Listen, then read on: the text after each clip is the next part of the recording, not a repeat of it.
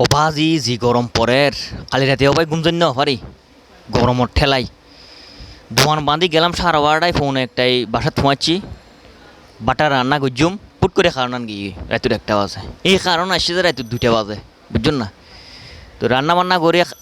দুটা পর্যন্ত অপেক্ষা করে বই রয়ে কারণ আইব বাটাত খাইম দুইটা বাজে কারণ আসছি শোয়া দুটা বাজে বাটাত খাইয়ে রে এখানে শুবে লাইছিলাম আরে ভাই কী গরম লাগে ঘুম যাইতাম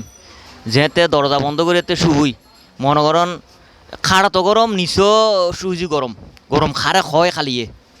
গরম কত প্রকারও কী সেরকম গরম বুঝা খালিয়ে সারা রাত ঘুম জানি না পারি হিক্কে শুধু খরচ ফিজিয়েছি